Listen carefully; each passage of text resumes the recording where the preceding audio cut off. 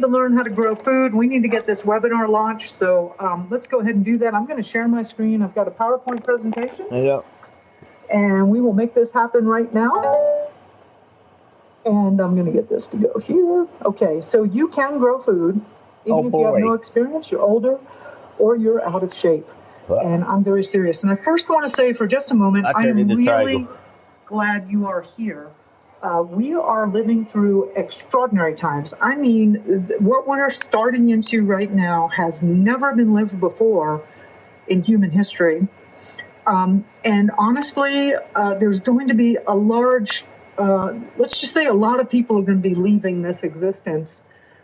If you're here, you're interested in growing food, and your chances of making it through this period are much, much higher than anybody else's. And quite honestly, you need to be here, because when this thing utterly collapses, which is what the process that we're involved in, we need to have people around to rebuild it. And we need to have good people with big hearts and people who are practical. And that is the part of this whole experience that I'm looking forward to, is the actual rebuilding. But we do have to go through the collapse first. And but by the way, I really do want to be in community with you. I've spent many years building a community of people around me that are very practical and pragmatic and focused on how to live without the existing systems. And I will have a way for you to reach. I want you to be a part of the community, and I want to work with you directly. We have a really great group of people, so I will get to that toward the end of the webinar. But let's get going first. So you know that there's all kinds of things breaking down: the financial systems, the economy, the government, whatever. There's all kinds of things breaking everywhere. The purpose of this conversation is we're first of all going to talk about the global food crisis, so you realize how absolutely imperative it is that you start growing food, and then we will get into solutions on how to get you started, and again, even if you don't have any experience. So there are three major malfunctions. Actually, there are dozens of malfunctions, but the three biggies. Our global crop production has been destroyed by drought, flooding, freezing, bizarre weather all over the world. So crop production has been down for a long time, and I don't know why. So let's go here. Let's just talk globally about the top 10 food-producing countries in the world. So number one is China, United States, Brazil. Now, the reason that the United States and Germany are bolded is that those are the only two countries in the top 10 that actually are net exporters.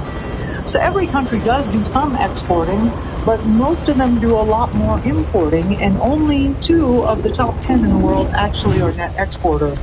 Let's go through some of these real quickly so you can get a sense of what's going on globally.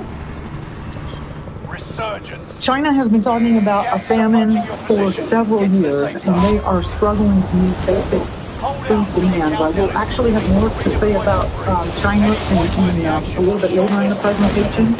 They're huge. Let's talk about how much that they are buying a lot of grain in the United States. And to give you a perspective, in 2021, actually this number is bigger. They imported from the United States 57.1 million metric tons. Now, I don't really know what that means, and I'm sure you don't know what that means, but to put that into perspective, the year before, in 2020, it was only 15 million metric tons, and then in 2019, it was like almost 7.98 million metric tons. So they are scaling up at just a phenomenal rate. And in fact, last year, China hoarded over half of the world's grain, which has absolutely been pushing up global prices, and they know something is coming. If China's hoarding grain, I think that we should be backing up with supplies too. Half of the world's grain.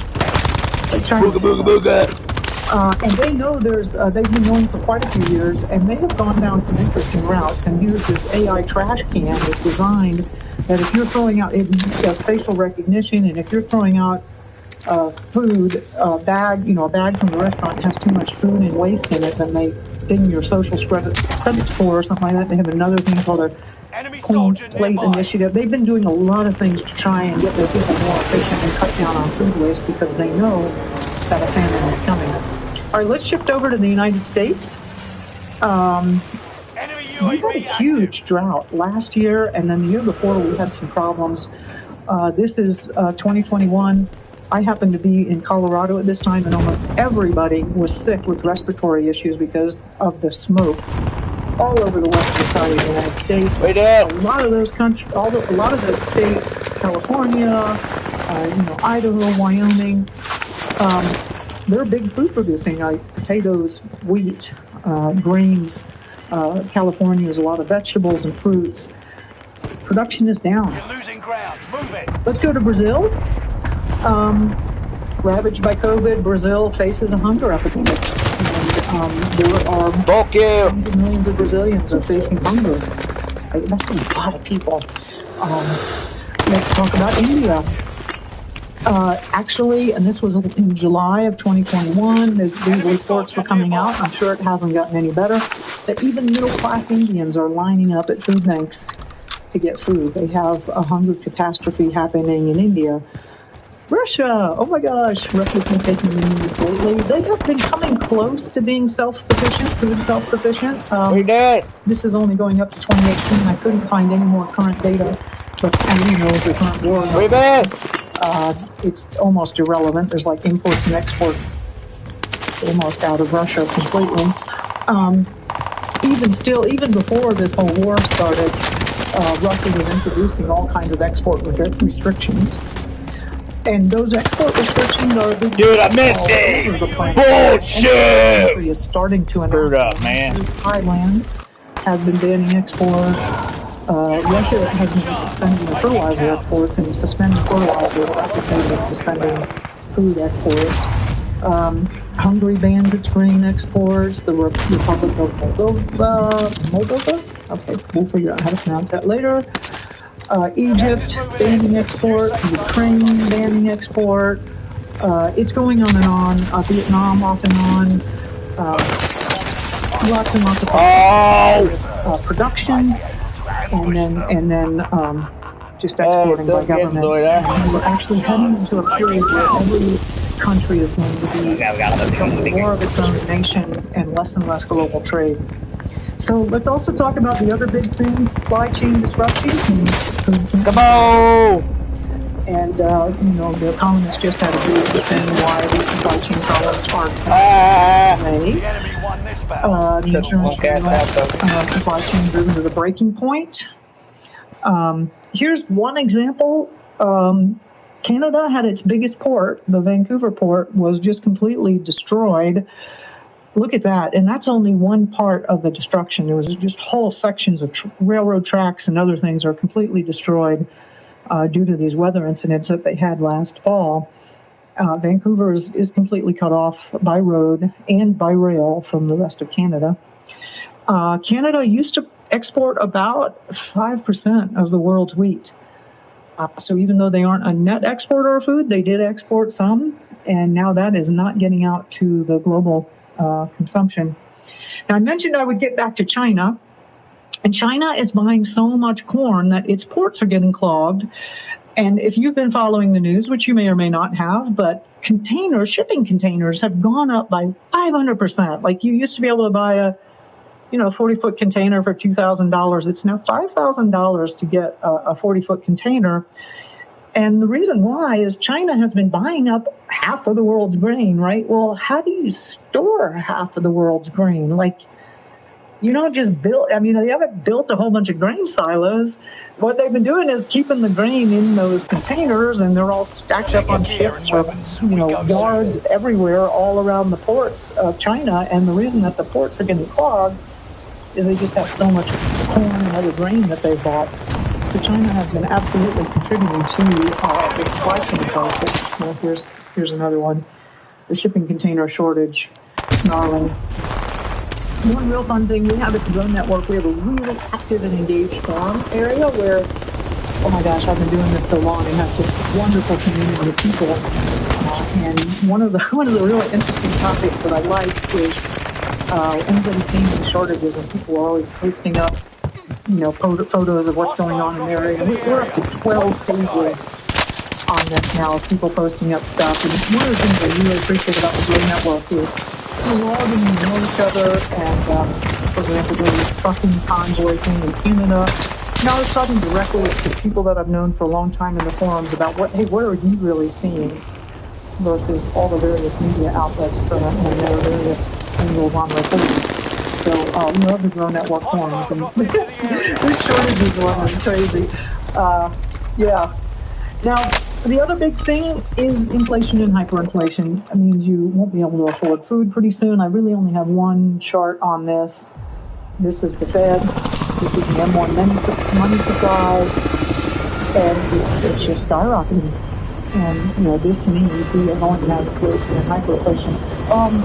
Official inflation went up to 7.9% in February. I saw a very, very good economic analysis last year on this, and the guy was saying when the official inflation rate, which we all know is not the real rate, gets up to 8.5%, then it will become absolutely apparent to everybody, and that's when the real panic buying is going to start to kick in. I've been predicting that would happen in spring or summer of this year, and I think we're pretty much on track for that. The point of that message is now is we need to go out and buy backup food supplies right now while they are still affordable and before everybody else figures out that this is going on. Now, the United Nations is not prone to clickbait or sensational headlines, but even they put this out. The pandemic could cause a famine of biblical proportions. This is the UN World Food Program that's saying that, and they know it. The numbers are very straightforward. I was just in an interview with Mike Adams, and he's like, it's going to be at least 1 or 2 billion people that are going to die of starvation, and it's just numbers. It's very hard to talk about that personally. I get upset when I think about it, but it may actually be a lot more than that. Let's shift over to how long will this last, and I will tell you how I know exactly how long this will last. In 2015, there was a food chain reaction crisis simulation. It ended up with a global carbon tax. Let's think about that. But this was sponsored by Cargill, which is the world's largest privately held company, and they have their fingers in every aspect of food production and delivery on this planet. They are a huge, huge, huge company. And so they sponsored this thing, and I'm not sure if John Podesta was involved in this, but it's very similar to like the Event 201 thing that we saw just... Oh, you got me like that? Some of the other simulations before 9/11. And at the time, I'd seen this, I wasn't aware of how important the simulations were. And they had, their basic thing was, hey, something would happen in 2021, and 2020, and then in 2021, food prices would go up by about 40%, and then from then on, they would go up in the second and third year to another 100% per year, and then it would get above 400% above baseline, and they would stay at that for the remainder of the decade. They also predicted large numbers of death across the planet due to starvation. With that would be rampant violence and countries shutting down trade. In their simulation, they did not include hyperinflation and currency collapse, which is an extra variable that we are going to be facing. But basically, we can expect this to last at least a decade, is the bottom line to that. And by the way, they're on par. Like, this is a chart of UN gauge. By the way, the UN FAO has a food price index, which I believe Dude, I gave him a loadout. Couldn't hear him. They do all their analysis from. It went up basically 39% in 2021, so they were right on target for that 40% increase in prices. Astonishing how these scenarios seem to be. Good. The bottom line is you're not going to be able to store enough food to get through this crisis, so you're going to have to grow your own food. That is actually going to be a really good thing, as I'll show you as we get down into it. And I do not want to discourage you from buying backup. I mean, I want to emphasize again, go out and buy backup food supplies right now. We have a very limited time window, but then you also absolutely need to get started growing your own food. This was back in 2020. We will absolutely see flash mobs. This was in Mexico, a Mexican thing. And what I found interesting about this was the gang that looted this was like, you can't leave us without food. It was like they felt like it was their right to go riot en masse and grab food. Which, I don't know if I agree with that or not, but there was an entitlement to food. By the way, I just also saw this. This is a line for a grocery store in China, which is apparently starting to happen more and more in China. And this is what this next slide was really shocking to me. I lived in Asia for about a decade, and I'm going to tell you the Chinese are very, very peaceful people. There are fights breaking out in grocery stores over getting food in China. Returning to base. And you can believe this is starting to happen everywhere else in the world. And, Hey, just knows what to do, huh? This is coming here in the United States also. I just happened to snap this photo yesterday at a local grocery. Cat food. I don't know why the cat food is so empty. We're all getting used to these empty shelves. You should take this as a warning. Yeah, sometimes they get restocked again, but you're seeing more and more of this where retailers try to put something on the shelves to make it not look so bad. But this is where we're headed up. Actually, what's going to happen is these grocery stores are going to be looted and raided, and then they're just going to get boarded up and not used.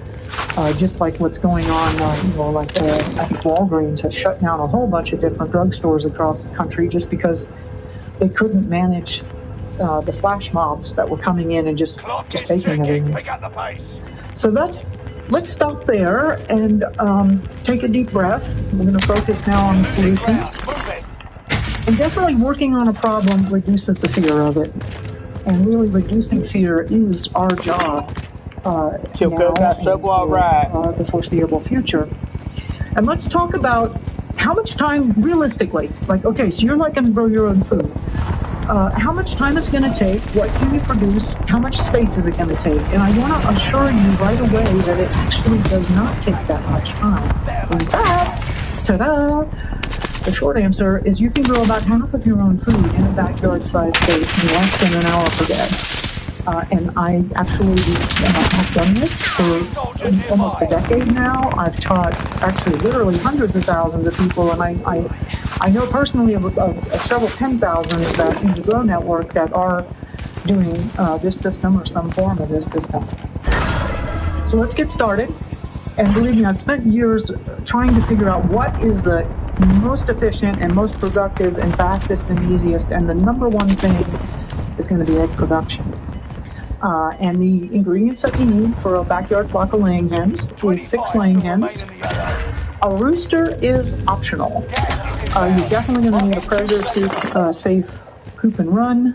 You want some fencing for them to get out in the yard from time to time, chicken food and feeding system, and then a watering system.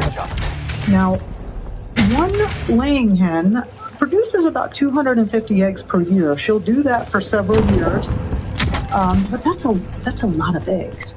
And I recommend a flock of 6 laying hens that will produce about 1,500 eggs per year, 6 times 250. One medium-sized egg is about 63 calories. This is my beautiful virtual personal assistant. She helps me with numbers. Anyway, 1,500 eggs is going to be 94,500 calories. I know that calories used to be a bad word. I promise you, the calorie is the new form of currency. And I hope this comes across well. By the way, whenever you see any of the line drawings in here, and I'm not going to go into this story because I really want to move forward with more solution for you, but I wrote a book called The Grow System.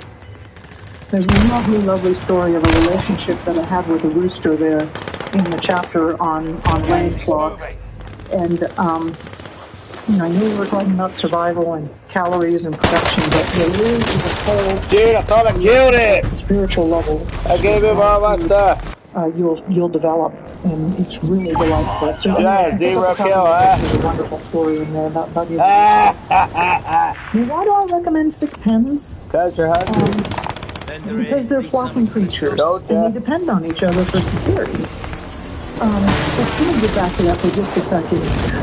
So if you watch your flock, everything likes to eat chicken, right? And the hens like to, chickens are pecking around. And if you watch a flock, there will always be somebody with their head up looking around, and then while the others have their head down, and they kind of trade that duty off. And can't believe he's just doing what? You know, security, another 5 or 5 friends can be eating, and then they trade that off.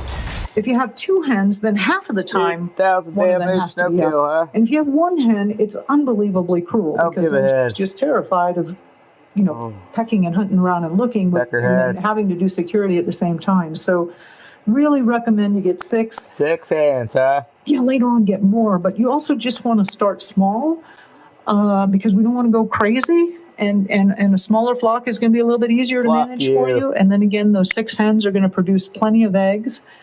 1,500 eggs is 365 every single day of the year. You'll have a 3-egg omelet, plus you'll have 33 dozen eggs left over to barter and trade or do other things with. So 6 hens is a really good amount for a beginner. For 12 eggs. By the way, do not raise your first set of hens from baby chicks. You know, it sounds all romantic. First of all, it takes hens about 5 or 6 months of age before they start laying. And raising chicks it's a different skill set and requires different equipment from keeping laying hens. I will say it is a really delightful thing. I've done it many times, and it's especially wonderful homeschooling project if you got small kids. But right now, you do not have 6 months to do this, and you need to get up and going right away. So let's talk about how much space this backyard flock of hens is going to take. A chicken coop and run actually fits in about the size of a parking spot. Here is a design for one that's 8 foot by 16 feet. It's 126 square feet. You can do a bigger drawing. And again, this is in the Grow System book. These dimensions, and this is a very good size. These things will be very comfortable. They have an outdoor run. And every now and then you're going to want to let them loose in the yard to do things. But this is a very wonderful coop and run for them. So we don't going to do it secure. It's going to be something you can build in a weekend, maybe 2 weekends.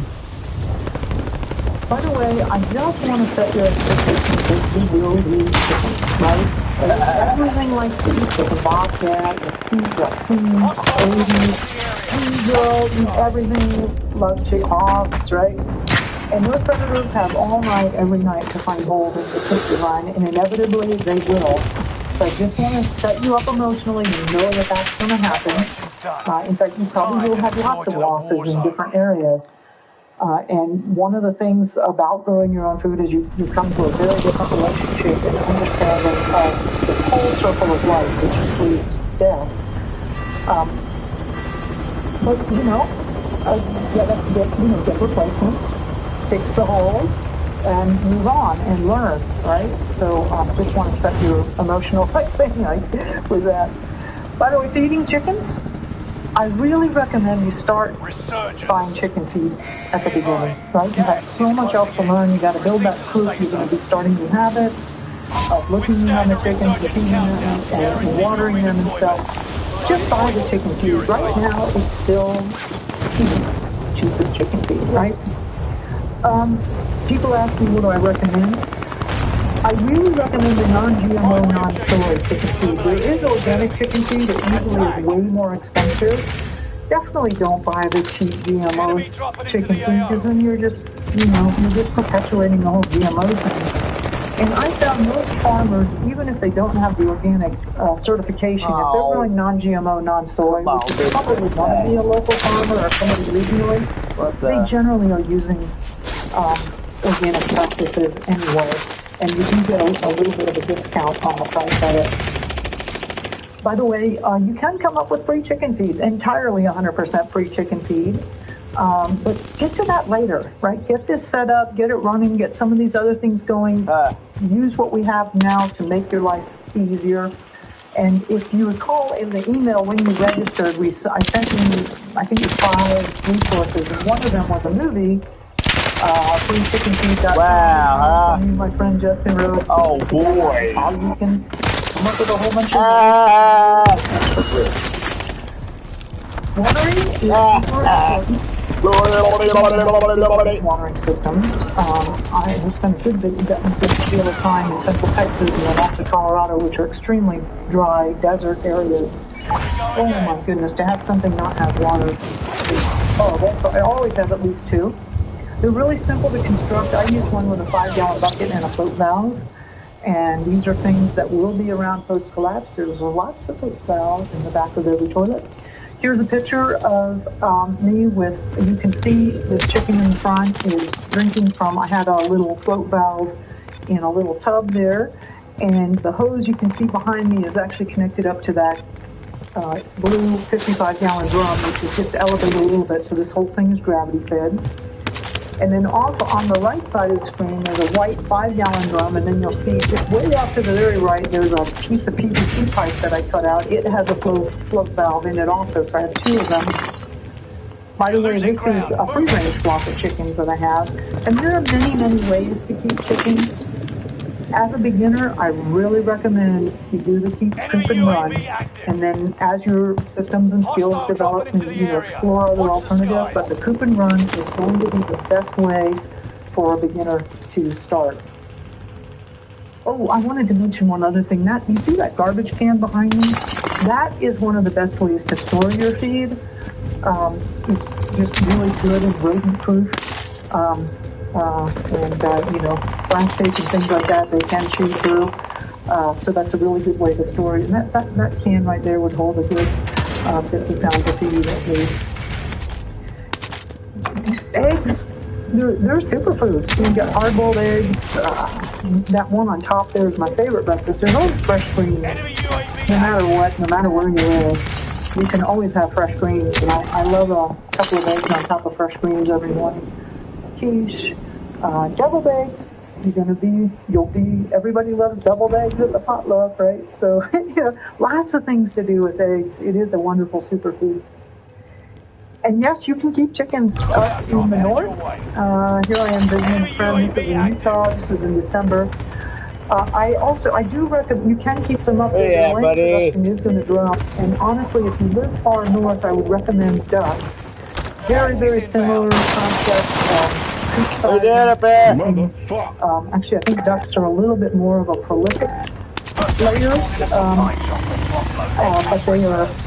but they're a little bit better. They're more adapted to the colder weather.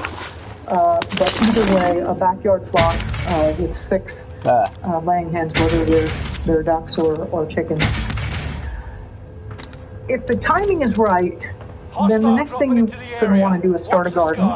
And right now, throughout most of the northern hemisphere, we're getting ready for the timing to be right. It's absolutely perfect right now for more southern parts, Florida, Texas, Arizona.